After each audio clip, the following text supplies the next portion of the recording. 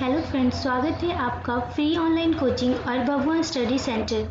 मैं निधि आप लोगों को हड़प्पा सभ्यता के क्वेश्चंस तो करवा दिए मैंने प्रीवियस ईयर के, और अब हम लोग वैदिक सभ्यता से संबंधित कुछ महत्वपूर्ण क्वेश्चन करेंगे जो कि नीट जेआरएफ के लिए काफ़ी महत्वपूर्ण हो जाते हैं।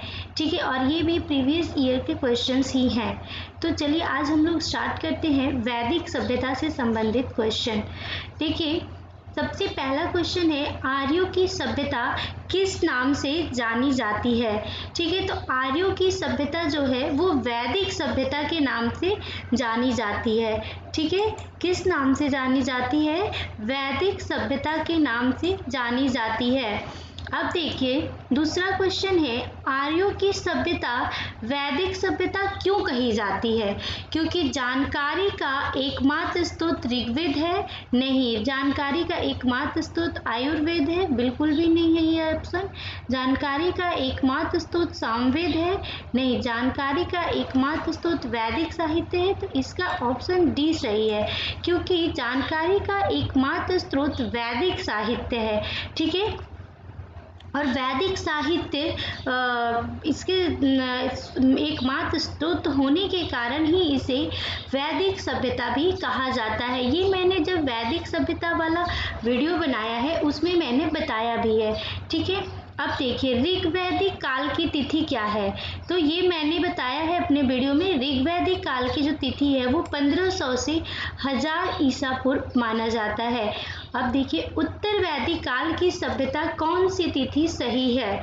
तो उत्तर वैदिक काल जैसा हम लोग जानते हैं 1000 से 600 ईसा पूर्व में है। अब देखिए, सुमेलित कीजिए है। ठीक है, तो सुमेलित कीजिए में है आश्वलायन गृह सूत्र, मतलब सूत्र का नाम बताया हुआ है सूची 1 में, और सूची 2 में संस्कारों की संख्या बताई हुई है। ठीक है, तो हम लोग देखते हैं कि किस गृह सूत्र में या किस सूत्र में को कितने संस्कारों की संख्या बताई गई है। ठीक है, तो अब देखिए, इसमें है आश्वलायन गृह सूत्र में 11 संस्कार बताए गए हैं। ठीक है, पारस्कर सूत्र में 13 बताया गया है संस्कारों की संख्या। वैश्वानस सूत्र में कितना बताया गया है? 18 बताया गया है, और गौतम धर्म सूत्र में 40 बताया गया है। ठीक है, और इस तरीके से हम लोग देखते हैं कि इसका आंसर हो जाता है हमारा बी, पहले का दूसरा, दूसरे का तीसरा, तीसरे का चौथा और चौथे का पहला। ठीक है, अब आगे देखिए, आगे बोला है कि निम्नलिखित वेदों में से कौन सा वेद मुख्यतः यज्ञ विधियों का वर्णन करता है। ठीक है, तो ये भी मैंने बताया है, यजुर्वेद जो है वो यज्ञ विधियों का वर्णन करता है। यज्ञ विधियों का वर्णन यजुर्वेद से मिलता है। ये मैंने वैदिक सभ्यता का जो वीडियो बनाया है उसमें ये सारी बातें बताई है। तो यहाँ पे हम क्वेश्चन सॉल्व करेंगे। ठीक है, जो कि नीट जेआरएफ के लिए काफी इम्पॉर्टेंट है। अब आगे देखिए, निम्नलिखित में से कौन सा कथन सत्य है? ठीक है, कौन सा कथन सत्य है? तो इसका है, पुतिका और अर्जुनाई विशेष प्रकार का पेय पदार्थ थे। ठीक है, तो ये भी सही है, और पंक्ति करम और पुरुदाश खाद्य पदार्थ थे, ये दोनों ही सही है। तो इसका आंसर सी हो जाता है। ठीक है, अब आगे देखिए, यानी पहला और दूसरा दोनों ही कथन सत्य है। ठीक है, अब आगे हम लोग देखते हैं इसका। देखिए, ये मैंने इसमें जब उत्तर वैदिक काल पढ़ाया है तो उसमें मैंने प्राचीन नदियाँ और उसके आधुनिक नाम भी बताए हैं। ठीक है, तो यही इसी में पूछा है, सूची 1 में आधुनिक नाम है और सूची 2 में प्राचीन नदियों के नाम है, तो इसको हमें सुमेलित करना है। ठीक है, तो अब देखिए, तो हम लोग देखते हैं यहाँ पे, झेलम को क्या कहा जाता था प्राचीन काल में? झेलम का प्राचीन नाम है वितस्तता। ठीक है, और चेनाब को कहा जाता है अस्किनी। ठीक है, चेनाब को अस्किनी के नाम से जाना जाता है। ये मिला दिया। रावी को परुशनी के नाम से जाना जाता है और सतलुज को शतुद्री के नाम से जाना जाता है। ठीक है, ये इम्पॉर्टेंट क्वेश्चन बन जाता है। ठीक है, ये काफी इम्पॉर्टेंट क्वेश्चन है। ठीक है, ये इम्पॉर्टेंट क्वेश्चन बनता है यहाँ से हमारा। ये प्राचीन नदी, ये आधुनिक नाम है, ये प्राचीन नाम है और इसको सम्मिलित करना था। तो इसका आंसर हमारे पास कौन सा हो जाएगा? आठवें का ए। ठीक है, अब आगे देखिए, हम लोग देखते हैं। ठीक है, आगे अब यहाँ पे है ऊपर में, देखिए आगे है वैदिक देवता इंद्र के विषय में निम्नलिखित कथनों पे विचार कीजिए और कथनों के नीचे दिए गए कूट में अपना उत्तर चुनिए। ठीक है, तो इसका आंसर है कि वैदिक देवता जो इंद्र थे उनको किस देवता के रूप में माना जाता था। ठीक है, तो इसका देखिए, इनको माना जाता था झंझावत के देवता के रूप में, क्योंकि देखिए जो वैदिक काल के लोग थे वो प्रकृति पूजन करते थे। ठीक है, तो ये झंझावत के देवता के रूप में और वर्षा के देवता के रूप में। तो इसका ऑप्शन सी सही है, पहला और तीसरा सही है। ठीक है, अब देखिए आरण्यकों की मुख्य विषय वस्तु क्या है। ठीक है, आरण्यकों की मुख्य विषय वस्तु क्या है? दार्शनिक और रहस्यात्मक विवरण। देखिए, मैंने बताया था कि आरण्यक मतलब क्या होता है, जो जंगलों में जो शिष्य को ज्ञान प्राप्त होता है वो आरण्यक में मतलब कहलाते हैं। ठीक है, आरण्यकों में आते हैं। तो उसका क्या है? दार्शनिक और रहस्यात्मक विवरण। इसकी जो विषय वस्तु है ये इम्पॉर्टेंट है नीट जेआरएफ के लिए।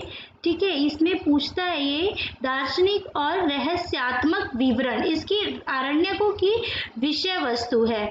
ठीक है, अब आगे देखते हैं हम लोग कि भारत में भारतीय आर्य यानी इंडो आर्य मध्य एशिया के किसी स्थान से संभवतः यूराल श्रृंखला के दक्षिण एवं कैस्पियन सागर के पूर्व में स्थित क्षेत्र से आए। ठीक है, और वे अपने भारतीय पड़ोसियों द्वारा पराजित किए गए थे। ठीक है, तो इसका आंसर है कि भारत पे भारतीय आर्य यानी कि इंडो आर्यन मध्य एशिया से तो आए थे, और जो कि मतलब मध्य एशिया का जो संभवतः, ठीक है, यूराल श्रृंखला के दक्षिण और कैस्पियन सागर के पूर्व क्षेत्र में स्थित है, उस क्षेत्र से आए थे, लेकिन वे अपने पड़ोसियों द्वारा पराजित नहीं किए गए थे। ठीक है, तो इसका है ए सही है किंतु आर गलत है, तो इसका आंसर सी सही है। ठीक है, हमारे पास 11 का आंसर है सी। ठीक है, अब आगे देखिए,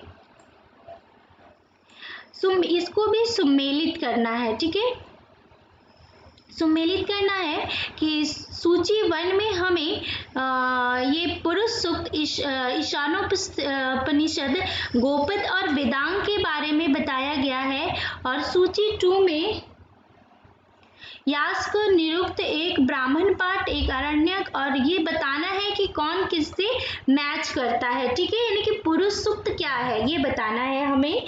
तो इसका देखिए है हमारे पास आंसर, देखिए पूरा ऑप्शन देखते हैं पहले हम लोग। ठीक है, तो इसका देखिए आंसर है हमारा कि पुरुष सूक्त क्या है, तो पुरुष सूक्त है ऋग्वेद का एक अध्याय। ठीक है, यानी 10वां मंडल में पुरुष सूक्त है। ठीक है, और ईशानोपनिषद क्या है, तो ये हम लोग अच्छे से जानते हैं। ये देखिए, मैंने आपको जब ये वीडियो बनाया है, ठीक है, वैदिक सभ्यता का, तो उसमें मैंने आपको वैदिक जो ऋग वैदिक काल और उत्तर वैदिक काल बताया है, उसमें मैंने आपको ये बताया है। ठीक है, तो इसका है ईशानोपनिषद क्या है, यजुर्वेद का एक अध्याय है, और गोपद क्या है, गोपद है एक ब्राह्मण पाठ है। ठीक है, अथर्ववेद का ब्राह्मण पाठ है, और वेदांग क्या है, वेदांग है हमारा यास्क का निरोक्त। ठीक है, ये देखिए वेदांग, तो ये भी इम्पॉर्टेंट है। ये देखिए प्रीवियस ईयर्स के क्वेश्चंस हैं और ये काफी इम्पॉर्टेंट हो जाते हैं। ठीक है, ये यूपी पीसीएस हो या बिहार पीसीएस हो या एमपी पीसीएस हो, झारखंड पीसीएस हो, ये सारे ही के लिए इम्पॉर्टेंट हो। यहाँ तक कि यूपीएससी में भी इस तरह के क्वेश्चन वैदिक सभ्यता से पूछे जाते हैं। ठीक है, और नीट जेआरएफ के लिए तो मोस्ट इम्पॉर्टेंट क्वेश्चन यहाँ से बन जाते हैं। ठीक है, तो इसका आंसर क्या हो जाएगा, हमारे पास ए आंसर है। अब देखिए आगे है, देख लेते हैं हम लोग आगे क्वेश्चन अगला। ये भी है, देखिए सुमेलित कीजिए। ठीक है, इसे भी मैच करना है।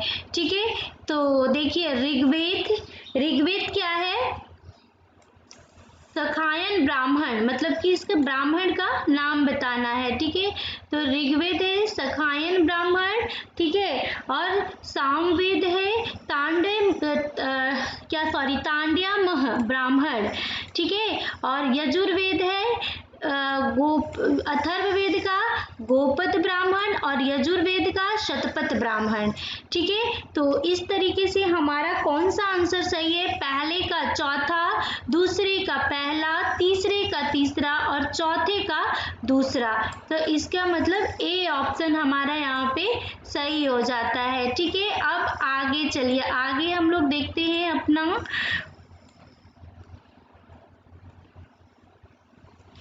आगे। देखिए ऋग्वेद में निम्नलिखित पशुओं में से किनका उल्लेख हुआ है। ठीक है, क्योंकि ऋग्वेद काल के लोग जो थे वो पशु पालन करते थे। ठीक है, पशुओं का उल्लेख मिला है हमें।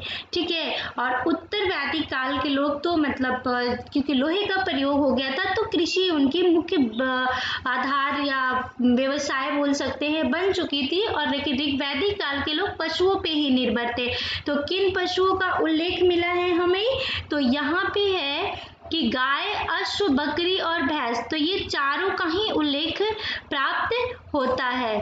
ठीक है, 1 2 3 4 चारों का ही। ठीक है, अब देखिए आगे, निम्नलिखित अवतारों में कौन प्राचीन साहित्य में प्रजापति के रूप में है। ठीक है, और ये भी मैंने आपको जब वीडियो बनाया है ये उत्तर वैदिक काल में, तो उसमें ये मैंने आपको बताया है।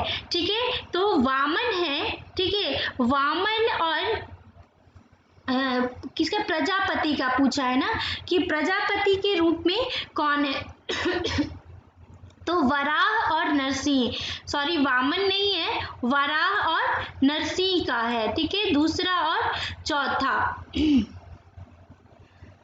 अब देखिए आगे, उद्दालक आरुणि और उसके पुत्र श्वेत केतु के बीच ब्रह्मा एवं आत्मा की अभिन्नता के विषय में प्रसिद्ध वार्तालाप किसमें वर्णन है। इसका किसमें वर्णन मिलता है, तो इसमें हमें वर्णन मिलता है छांदोग्य उपनिषद में। ठीक है, अब आगे देखिए,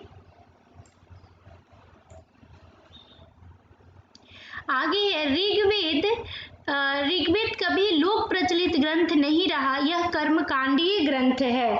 ठीक है, तो ये देखिए यह कर्मकांडीय ग्रंथ नहीं है। ठीक है, ऋग्वेद जो है वो लोक प्रचलित नहीं रहा है, ये सही है, बट यह कर्मकांडीय ग्रंथ नहीं है। ठीक है, कर्मकांड का तो हमें यजुर्वेद से मिलता है। ठीक है, यज्ञ कर्मकांड का, तो ये जो ऋग्वेद है वो कर्मकांडीय ग्रंथ नहीं रहा है।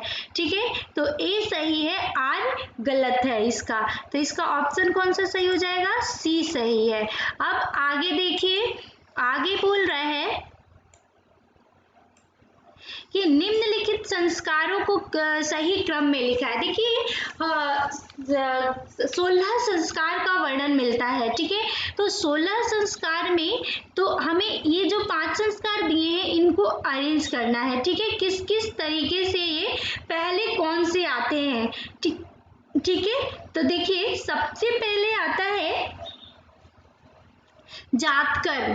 ठीक है, जातकर्म के बाद आता है नामकरण, जब बच्चा होता है उसके जातकर्म होता है, उसके बाद उसका नामकरण होता है। ठीक है, और नामकरण के बाद या किसी मनुष्य का आप बोल सकते हैं जन्म होता है। ठीक है, उसके बाद उसका नामकरण होता है। ठीक है, और नामकरण के बाद नामकरण के बाद उसका निष्क्रमण होता है, ठीक है। निष्क्रमण का मतलब होता है वो निष्क्रमण मतलब उसे बाहर निकाला जाता है, यानी कि जो एक घर होता है जिसमें उसको रखा जाता है उससे बाहर निकाला जाता है उसको, ठीक है। उसके बाद आता है उसके बाद अन्नप्राशन होता है, ठीक है। जब बच्चा 5 या 6 महीने का हो जाता है तो उसका अन्नप्राशन होता है और फिर चूड़ाकर्म का रस्म होता है, ठीक है। चूड़ाकर्म में बच्चे के कान में कान में होल करवाया जाता है, ठीक है। उसमें छिद्र करवाया जाता है, उसको चूड़ाकर्म कहा जाता है, ठीक है। तो इस तरीके से देखते हैं हम लोग। और मुंडन होता है, ठीक है, चूड़ाकर्म में, और उससे कान के छिद्र होते हैं, ये 1 से 1.5 साल के बीच में होता है, ठीक है। इस प्रकार से हमें 16 संस्कार मिलते हैं। लेकिन यहाँ हमें क्वेश्चन क्या पूछा है, सही क्रम में लगाइए। तो देखिए सही क्रम क्या है इसका, पहला दूसरा आएगा, ठीक है, दूसरा पहला पांचवा तीसरा और चौथा, ठीक है। तो इस तरीके से हमें ये देखने को मिलता है, ठीक है। तो इसका ऑप्शन है बी सही हो जाता है, ठीक है। अब आगे देखिए, आगे का क्वेश्चन है, ऋग्वैदिक काल में विदत समिति और सभा शासन से संबंधित संस्थाएं थी और उपयुक्त संस्थाएं राज के शासन पे अंकुश का काम करती थी, ठीक है। तो ये बिल्कुल दोनों ही सही है, ठीक है। कि देखिए ऋग्वैदिक काल में राजा के पास इतनी शक्तियां नहीं थी, इसीलिए उनकी सहायता के लिए विदत समिति और सभा नामक संस्थाएं बनाई गई थी। तो ये आर सही, आर ए की व्याख्या है, ठीक है। तो ए आर दोनों सही है और आर ए की सही व्याख्या है, ठीक है। तो इसका आंसर हमारे पास ए हो जाता है, ठीक है। अब देखिए निम्नलिखित सही युग्म चुनिए, मतलब कि कौन सा सही है कौन सा सही नहीं है, तो हमें सही युग्म चुनना है, ठीक है। कौन किससे मैच करता है, तो इसका है कि शतपथ ब्राह्मण क्या कृष्ण यजुर्वेद का भाग है, बिल्कुल नहीं। कौशिकी ब्राह्मण अथर्ववेद का है, नहीं। पंचविश ब्राह्मण सामवेद का है, तो हाँ ये इसका ऑप्शन है, सही युग्म है कि पंचविश ब्राह्मण जो है वो सामवेद का भाग है, ठीक है। अब देखिए आगे, गृह सूत्र में मुख्यतः किस प्रकार के विषय की चर्चा है, तो गृह सूत्र में किस प्रकार की चर्चाएं हैं, ये मैंने आपको बहुत अच्छे से वीडियो में बताया है। इसमें पारिवारिक जीवन का, ठीक है, जो आप जब गृहस्थ आश्रम के बारे में, जो पारिवारिक जीवन के बारे में बताया गया वो गृह सूत्र में बताया गया है, ठीक है। इसमें पारिवारिक जीवन के बारे में बताया गया है, ठीक है। अब आगे देखिए, आगे हम लोग देखते हैं इसके आगे का क्वेश्चन। देखिए इसके आगे का क्वेश्चन यहाँ से है, ठीक है, 22, इसे भी सम्मिलित करना है, ठीक है। देखिए सुल्ब सूत्र में देखिए क्या क्या व्याख्याएं मिलती हैं किस सूत्र में, ठीक है। तो सुल्ब सूत्र का है हमारे पास, सुल्ब सूत्र में यज्ञ एवं हवन कुंड से संबंध, ठीक है। और सुल्ब सूत्र में से ही हमें प्राचीन काल से ही जो ज्यामिति यानी कि यज्ञ का जो आकार प्रकार मिलता है, त्रिकोणाकार होगा कि चतुर्भुजाकार होगा, तो इस तरीके का जो वर्णन मिलता है यज्ञ और हवन कुंड के संबंध में वो सुल्ब सूत्र से प्राप्त होता है, ठीक है। और श्रौत सूत्र में क्या है, श्रौत सूत्र से हमें इसके यज्ञ संबंधी मतलब यज्ञ के नियम के प्रमाण मिलते हैं, ठीक है। और धर्म सूत्र से सामाजिक धार्मिक और राजनीतिक नियम, और गृह सूत्र से पारिवारिक जीवन के नियम, ठीक है। तो 1 2 3 4 एक दूसरे से मैच करते हैं, तो इसका ऑप्शन ए हो जाएगा, ठीक है। निम्नलिखित को उनके ऋग्वेद में अधिकतम से निम्नतम आवृत्ति में सजाइए, ठीक है। अधिकतम से निम्नतम, ठीक है, कि मतलब कि जो ऋग्वेद में सबसे पहला किसका महत्व था, ठीक है, और उसके बाद फिर किसका महत्व हो गया, ठीक है। तो देखिए सबसे पहले ऋग्वेद में ब्राह्मण को सर्वोपरि स्थान दिया गया, ठीक है। और ब्राह्मण के बाद क्षत्रिय, फिर आते हैं ये जो यमुना है, ठीक है, और उसके बाद शूद्र, ठीक है। तो इस तरीके से हम लोग देखते हैं, इसका ऑप्शन है बी सही है। ठीक है, वैश्य मतलब यमुना, ठीक है, प्राचीन काल में बोला जाता था। तो अब आगे देखिए, इसका है निरुक्त के रचनाकार कौन है। देखिए ये नीट जेआरएफ हो या स्टेट पीएससी हो या यूपीएससी हो, ये सारे के लिए ही इम्पॉर्टेंट है। ठीक है, लेकिन ये नीट जेआरएफ के प्रीवियस ईयर क्वेश्चन पेपर से मैंने लिया है, तो ये काफी इम्पॉर्टेंट क्वेश्चंस यहाँ से बनते हैं। ठीक है, अब देखिए आगे, निरुक्त के रचनाकार कौन है, तो निरुक्त के रचनाकार यास्क हैं। ठीक है, अब आगे देखिए, और मैंने इसके पे वीडियो भी बनाया है, तो काफी अच्छे से वीडियो देखने के बाद ये समझ में आ जाएगा। ठीक है, आगे देखिए कि ऋग्वैदिक काल में पुरोहित का सम्मान बढ़ने लगा था और पुरोहित राजा को राजनीतिक विषयों पर परामर्श दिया करते थे। ठीक है, तो इसका है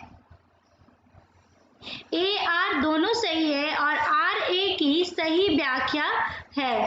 ठीक है, तो इसका ऑप्शन है कि ए, ऋग्वैदिक काल में पुरोहित का सम्मान बढ़ने लग गया था, क्योंकि राजा की सहायता के लिए पुरोहित होते थे। ठीक है, क्योंकि राजा के पास बहुत अधिक शक्तियां उस समय नहीं थी और पुरोहित राजा को राजनीतिक विषयों पर परामर्श दिया करते थे। तो ये बिल्कुल सही है। ठीक है, तो ए आर दोनों सही है, आर ए की सही व्याख्या है। आगे देखिए, बोला है गंधर्व वेद किस विषय वस्तु से संबंधित है। ठीक है, तो गंधर्व वेद किससे संबंधित है, संगीत कला से। ठीक है, ये भी मैंने अपने वीडियो में बताया है। ठीक है, अब देखिए, आर्य शब्द किसका बोध करवाता है। ठीक है, आर्य शब्द किसका बोध करवाता है, प्रजाति का। आर्य एक प्रजाति थी। ठीक है, अब देखिए, the Arctic home of the Aryans किसने लिखा है, तो ये बहुत इंपॉर्टेंट क्वेश्चन हो जाता है। बाल गंगाधर तिलक है इसके राइटर। ठीक है, इस पुस्तक के लेखक कौन है, the Arctic home of the Aryans, बाल गंगाधर तिलक। ठीक है, निम्नलिखित अभिलेखों में किस अभिलेख का वैदिक देवताओं का नाम मिलता है। ठीक है, किस वैदिक देवताओं का नाम मिलता है, तो वोगजकुई अभिलेख में। ठीक है, ये भी मैंने बताया है आपको। ठीक है, ये 1360 के आसपास की, शायद 1360, मुझे अच्छे से डेट नहीं याद आ रहा है, लेकिन ये 14वीं शताब्दी ईसा पूर्व की अभिलेख है। ठीक है, जिसमें ये वैदिक देवताओं का नाम मिलता है। ठीक है, मित्र, वरुण, इंद्र और नासत्य, ये 4 देवताओं का नाम मिलता है। देखिए, जिंद अवस्था किसका ग्रंथ है, तो जिंद अवस्था किसका ग्रंथ है, तो ये है ईरानियों का ग्रंथ है। ठीक है, ये इम्पॉर्टेंट है। ठीक है, वैसे देखिए इम्पॉर्टेंट तो ये सारे ही है। अब देखिए लास्ट क्वेश्चन देखते हैं आज के वीडियो का, कि सम्मिलित कीजिए विद्वान और उनके मत, के मतलब जो आर्य लोग थे वो किधर कहाँ से आए थे। ठीक है, ये मैंने वैदिक सभ्यता का जो मेरा पहला वीडियो है उसमें मैंने इसे बहुत अच्छे से बताया है। ठीक है, तो देखिए इसका है, विलियम जोन्स क्या मानते हैं, विलियम जोन्स क्या बताते हैं कि ये कहाँ से आए थे। ठीक है, तो ये लोग, देखिए ये विद्वान है, विलियम जोन्स, बाल गंगाधर तिलक, ये सारे ही विद्वान हैं और उनके द्वारा ये मत दिए गए हैं कि ये कहाँ से आए थे। ठीक है, और इसमें आज हम लोग अपने इस मतलब आखिरी क्वेश्चन में इसको हम लोग आज सम्मिलित करेंगे। ठीक है, तो इसमें हम लोग देख लेते हैं। देखिए है पहले कि विलियम जोन्स विद्वान है, उनका मत है कि आर्य जो थे वो यूरोप से आए थे। ठीक है, और बाल गंगाधर का मत है कि ये आर्कटिक या उत्तरी ध्रुव से आए थे। ठीक है, और गंगानाथ झा, ठीक है, गंगानाथ झा का देखिए ये क्वेश्चन पूछ लेता है, बाल गंगाधर तिलक का तो यूपीपीसीएस में 2 या 3 बार ये क्वेश्चन पूछा है। मैंने आपको वीडियो बनाते समय भी बताया है कि बाल गंगाधर तिलक का जो आगे का आने का मत था क्षेत्र का, वो इम्पॉर्टेंट हो जाता है। ठीक है, और इनका है गंगानाथ झागा कि भारत के मूल निवासी थे, ठीक है। और मैक्स मुलर मानते हैं कि ये मध्य एशिया से आए थे, तो ये भी इम्पॉर्टेंट है, ठीक है। तो इस तरीके से हमने आज के कुछ क्वेश्चन सॉल्व किए और अब अगली वीडियो में हम लोग इससे आगे के क्वेश्चंस सॉल्व करेंगे जो कि नीट जेआरएफ हो या स्टेट पीसीएस हो या फिर यूपीएससी, ये सारे ही एग्जाम्स के लिए या किसी भी गवर्नमेंट एग्जाम्स के लिए ये काफ़ी इम्पॉर्टेंट क्वेश्चंस हो जाते हैं, ठीक है। तो आज के लिए इतना ही है। अगर आपको मेरा ये वीडियो पसंद आए तो लाइक शेयर और सब्सक्राइब जरूर करें। Thank you so much.